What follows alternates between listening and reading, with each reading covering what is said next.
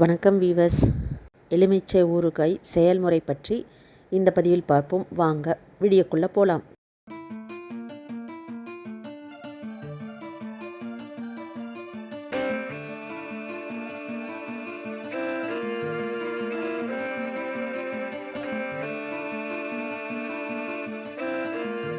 மகாபோஜனா. ஒரு 25 எலுமிச்சம்பழம் எடுத்துக்கணும். எல்லாத்தையும் கழுவி தொடச்சிட்டு அரிஞ்சிக்கணும் நாளாக. திரும்பவும் அதுலேருந்து ஒரு பகுதியை எடுத்து மூணு பீஸாக அரிஞ்சிடணும். முடிஞ்ச வரைக்கும் விதைகளை நீக்கிடணும்.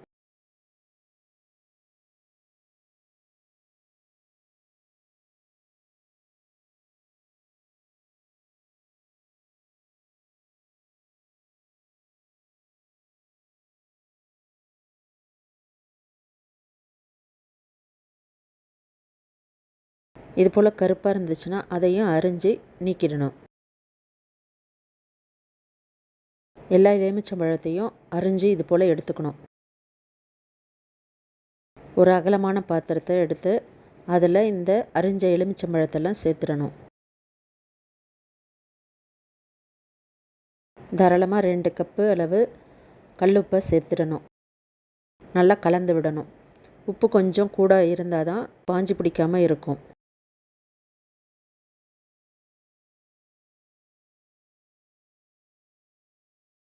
ஒரு வேஷ்டி துணி இருந்ததுன்னா அதை இந்த பாத்திரத்து அளவுக்கு கட் பண்ணி கட்டி விடணும். 6-7 நாள் வெயிலில் காய வைக்கணும். நல்ல வெயிலில் காஞ்சாதான் நல்லா இருக்கும், பதமாகும். தினைக்கும் சாயந்தரம் அதை எடுத்து குலுக்கி விடணும்.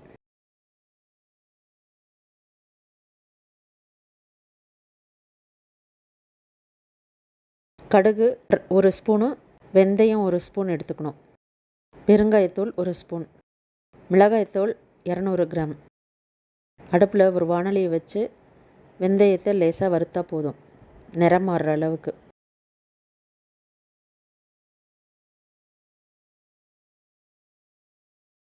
கடுகு சேர்க்கணும். அப்புறம்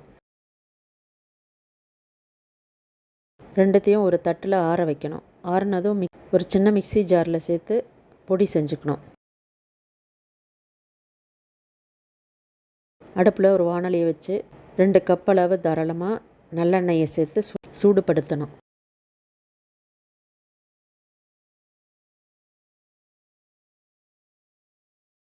பதப்படுத்தின எலுமிச்சையில் பெருங்காயத்தூள் சேர்க்கணும். பொடிச்ச வெந்தய கடுகு பொடியை 2 ஸ்பூன் சேர்க்கணும். தனிமிளகாய்த்தூள் சேர்க்கணும்.